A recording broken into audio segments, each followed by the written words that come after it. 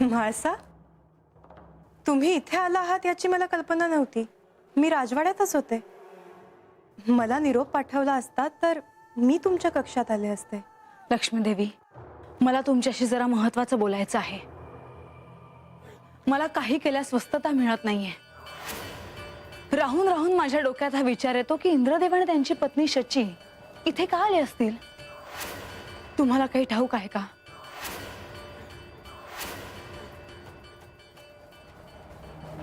बानू ही इंद्रदेवांची कन्या आहे, शचीची मुलगी। त्यामुळे तिला भेटण्याच्या हेतूने ते जेजुरीत आले असावेत। परंतु तुम्ही इतक्या साशंक का आहात? त्यांचे इथे येण्याचं कारण केवळ बानूला भेटायचं असेल असं नाही वाटत मला। त्यांच्या मनात काहीतरी निराळं आहे। बानू ही शची यांची कन्या आहे आणि या जेजुरी गडावर जे आख्यान सुरू आहे त्यात मला आणि बानूला आमच्या मूळ रूपाचे स्मरण होणार आणि जिला मूळ रूपाचे स्मरण पहिले होईल तिला हे त्यांच्या मूळ स्थानी म्हणजेच कैलासात घेऊन जाणार आहेत।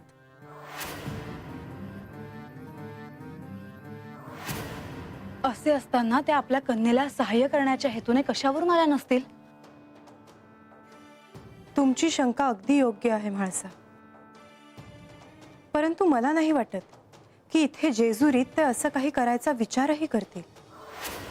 परंतु तुम्ही म्हणता आहात त्याप्रमाणे शची आणि इंद्रदेव जर बानूला सहाय्य करण्याचा हेतू मनात ठेवून जेजुरीत आले असतील तर त्याचा विचार करायला हवा। मी तुम्हाला केवळ इतकंच सुचवू शकेन की तुम्हाला पडलेल्या साऱ्या प्रश्नांची उत्तरं तुम्हाला श्री खंडेरायच देऊ शकतील।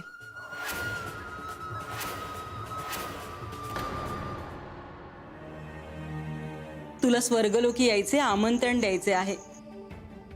तुझे खूप कोड कौतुक करायचे आहे। जावई म्हणून श्री खंडेरायांचे आदरातिथ्य करायचे आहे। येशील ना तू? वय का नाही येणार? पर तुला तेव्हाच विचारावं लागल। ते तर मी विचारेनच, पण त्यांनी नाही म्हणावे असे काही कारणच नाही। पर ते वय म्हणतील असं मला नाही वाटत। का? देव महासतसनी सोडून नाही यायचं। एकंदरीत पाहता तुम्हा दोघींमध्ये कटू संबंध दिसतायत। त्यासनी असं वाटतंय का मी त्यांचा संसार मोडला आहे। म्हणजे याचा अर्थ मी हा जो सगळा घाट घातलाय तो मोडणार नाही। मी असं होऊ देणार नाही।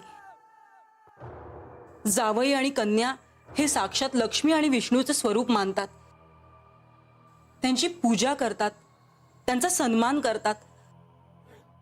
मला एवढे तरी भाग्य मिळायला हवे आणि त्यासाठी मी काहीही करेन।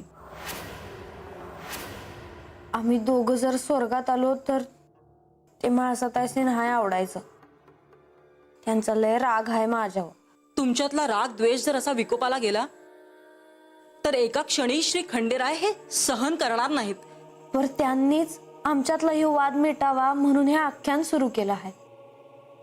हे आख्यान ऐकता ऐकता आम्हासनी कळलं आम्ही कोण आहोत ते, आणि महासाताई त्यांचा राग विसरत्याल असं देवासनी वाटतंय। पण त्यांनी तुझा एवढा राग का करावा?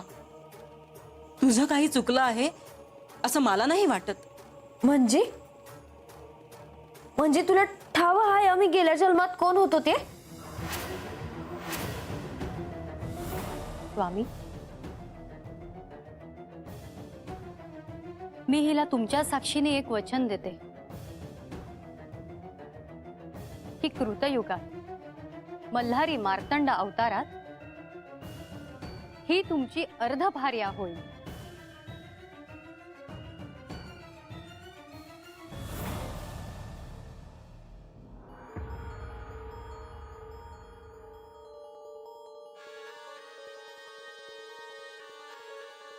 तू सांगणार आहेस का मी गेल्या जन्मात कोण होते ते?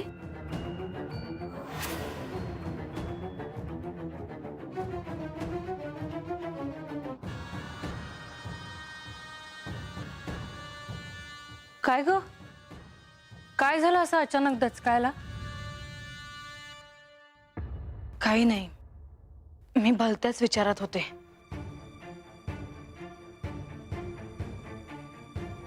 मला ठाऊक आहे, शचीदेवी बानूकडे गेल्या आहेत म्हणून तू काळजीत आहेस, हो ना? हो, कारण मला सतत असं वाटत राहतं की यांना माझ्यापासून कोणीही वेगळं करू नये. माझं अस्तित्व यांच्याशी जोडलं गेलं आहे लतिका, आणि ते तसंच राहावं. तसंच राहणार म्हाळसा. पण तू म्हणते आहेस ते देखील खरं आहेच. शचीदेवी जर बानूकडे गेल्या आहेत तर ही गोष्ट गांभीर्याने घ्यायला हवी. आणि त्यातून ते दोघं अचानक जेजुरीत का आले याचं कारणच मला कळलं नाही. मी लक्ष्मीदेवींशी बोलले तर त्या मला म्हणाल्या की त्यांच्या मुलीसाठी त्यांचे असलेले दायित्व ते पूर्ण करण्यासाठी आले असतील. पण असे कोणते दायित्व आहे? आणि मला एक सांग म्हाळसा, इंद्रदेवांना तुझ्या आणि बानूच्या मूळ रूपाबद्दल काही माहिती असेल असं तुला वाटतं? हो, कारण आख्यानात त्यांचा उल्लेख झाला होता. ते देवेंद्र आहेत. आम्ही कोण आहोत हे त्यांना नक्कीच ठाऊक असणार. आणि राहून राहून माझ्या मनात एक शंका येते आहे लतिका. कोणती? शचीदेवींकडून बानूला जर काही कळलं तर? तसं झालं तर माझ्याऐवजी हे तिला कैलासात घेऊन जातील लतिका. नाही म्हाळसा, तसं होता कामा नये. बानूला शचीदेवींकडून काहीही कळता कामा नये. बानूच्या आधी तुला तुझ्या मूळ रूपाचं स्मरण होणं आवश्यक आहे, आणि मला खात्री आहे ते तसंच होईल. बानूला कोणीही कितीही सहाय्य करायचं ठरवलं तरी माझ्या प्रयत्नात मी कधीही कमी पडणार नाही लतिका. मला कोणी सहाय्य करो वा न करो, मला हे पक्क ठाऊक आहे की यांच्या बरोबरीने मीच कैलासात जाणार. हो म्हाळसा, तसंच होईल. पण लतिका, ज्या पद्धतीने इंद्रदेव आणि शची जेजुरीत आले, यांच्या बरोबर गुप्त बैठक झाली, याचा अर्थ माझ्यापासून काहीतरी लपवलं जात आहे. आणि ते इथे कशासाठी आले आहेत हे मी शोधून काढणारच. ज्या कन्येला मी जन्म दिला, जिला मी लहानाचं मोठं केलं, जिला माझ्या समोर वधासाठी नेलं गेलं, तिलाच ती कोण आहे हे मला सांगावं लागतंय.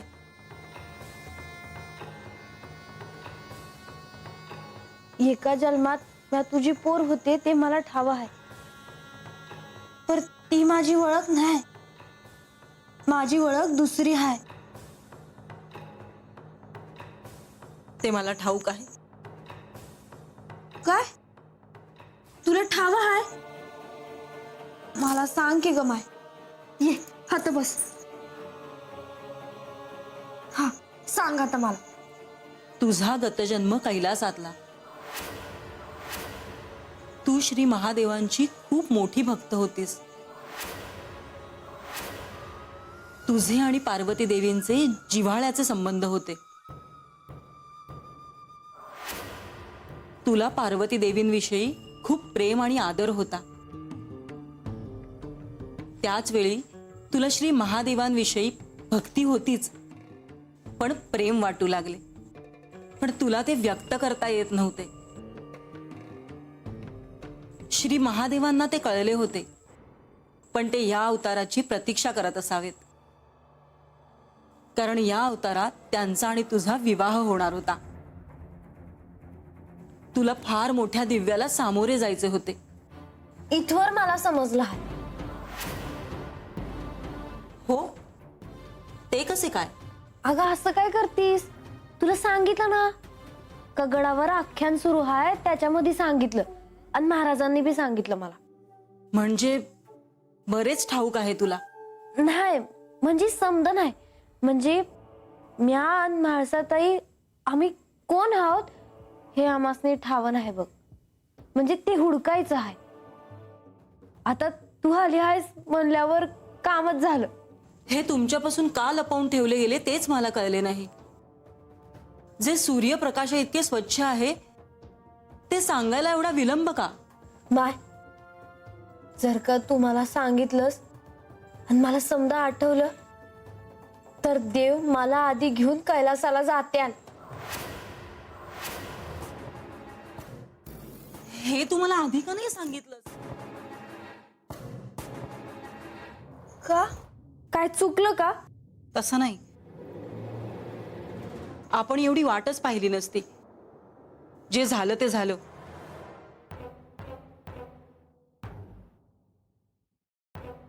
पण मला एक शंका आहे. म्हाळसा देवी म्हणजेच पार्वती देवी आहेत हे त्यांना का नाही सांगितलं? काय कारण असेल त्यामागे? ज्या अर्थी त्यांना ते नाही सांगितलं त्या अर्थी महत्वाचा हेतू असणार. पण मी बानूला सांगितलं की ती जयाद्री होती आणि पार्वती देवी म्हणजेच म्हाळसा देवी. तर देव बानूला घेऊन कैलासात जातील? पण ही खूप मोठी घटना असेल. कसला एवढा विचार करते हायस?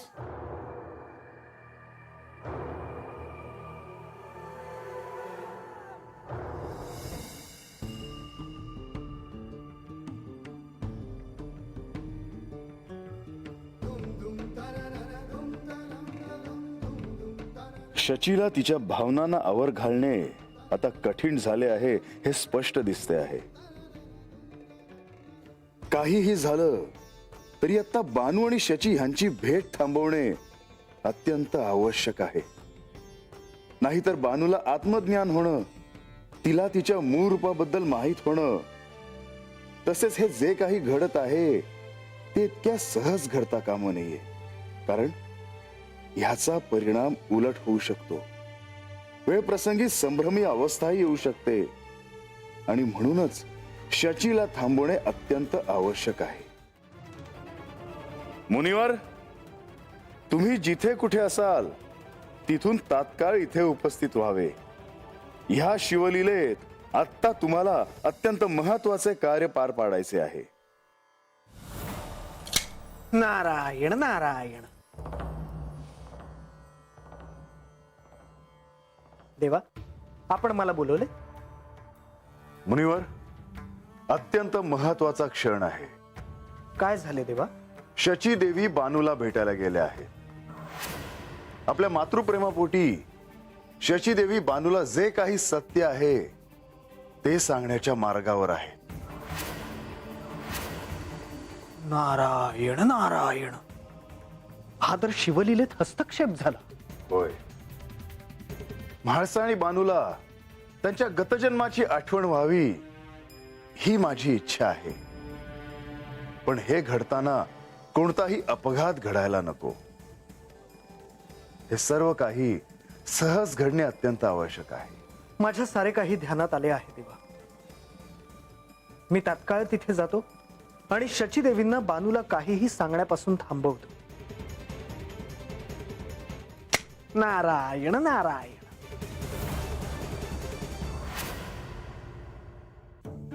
आता ठरलं. काहीही झालं तरी मी माझ्या कन्येचे हित पाहणार. बानू, आतापर्यंत तुला खूप हालअपेष्टा सोसाव्या लागल्या. यमद्वारातून तू परत आलीस.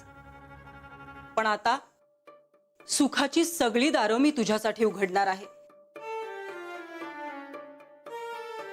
पर तुम्हाला समजा सांगितलेलं चालेल का?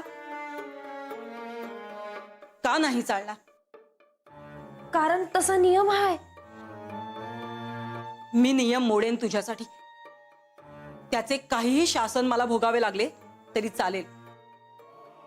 पण मी तुला सांगणार तुझ्या मूळ स्वरूपाचे सत्य. बानू, एका गतजन्मात तू माझी कन्या होतीस आणि एका जन्मात तू अशी स्त्री होतीस जिचा संबंध मल्हारी अवताराशी आहे. त्या जन्मात तू नारायण नारायण.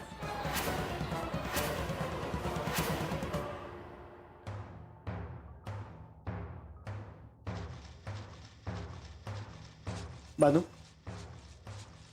शची देवी, तुमच्या अनुमतीशिवाय तुमच्या कक्षात आलो. परंतु मल्हारी चरित्रात हस्तक्षेप करण्याचे अधिकार कोणीतरी स्वतःकडे घेतले आणि म्हणूनच श्री खंडेरायांच्या आज्ञेने मी इथे आलो आहे.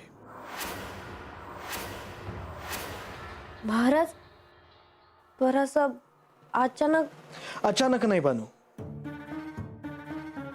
पण ज्यावेळी शचीदेवी स्वर्गातून इथे जेजुरीत आल्या तेव्हापासून साऱ्यांचे लक्ष त्यांच्यावर केंद्रित झाले आहे. मुनिवर, मी माझ्या कन्येकडे आले आहे.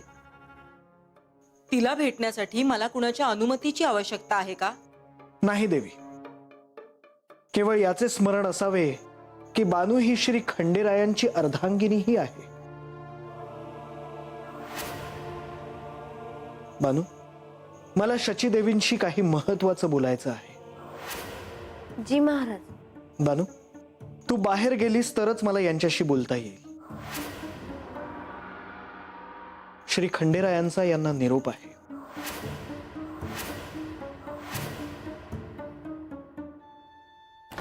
वय महाराज.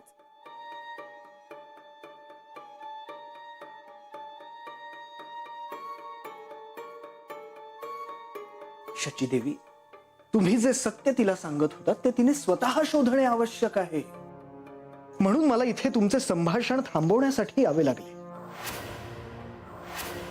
पण मी माझ्या कन्येला सहाय्य करत होते. देवी, जर ते तिने स्वतः शोधले तर हजारो वर्ष लोक तिच्या पायावर मस्तक ठेवतील. परंतु ते जर का आपण सांगितलेत तर बानूने सोपा मार्ग निवडला म्हणून लोक तिला स्मरणातही ठेवणार नाहीत. पाषाणालाही मूर्त आकारात यायला घाव सोसावे लागतात. पण माझ्या बानूने आधीच फार सोसलं आहे. देवी, परमेश्वर तेवढंच दुःख देतो जेवढं ते सोसता येतं. बानू ही प्रत्यक्ष आदिशक्तीची सखी आहे. ती सामान्य कशी असेल? माता म्हणून तिच्यासाठी जे जे करता येईल ते करा, परंतु शिवलीलेत हस्तक्षेप करू नका. श्री खंडेराय भोळे आहेत. ते यावेळी तुम्हाला क्षमा करतीलही, परंतु ते जर रागावले तर त्यांच्या कोपाचे धनी व्हाल.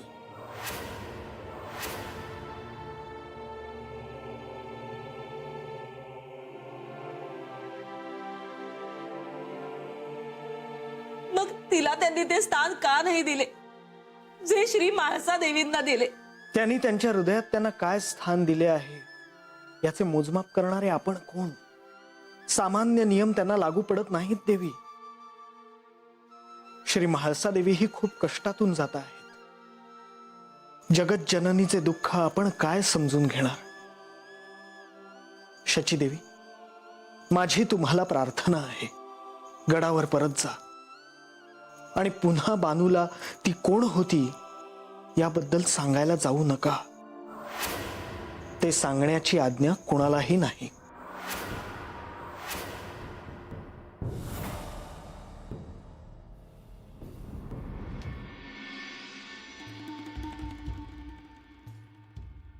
म्हाळसा,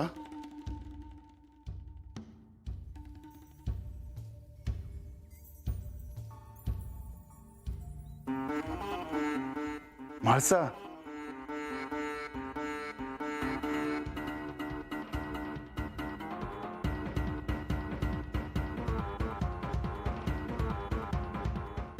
म्हाळसा,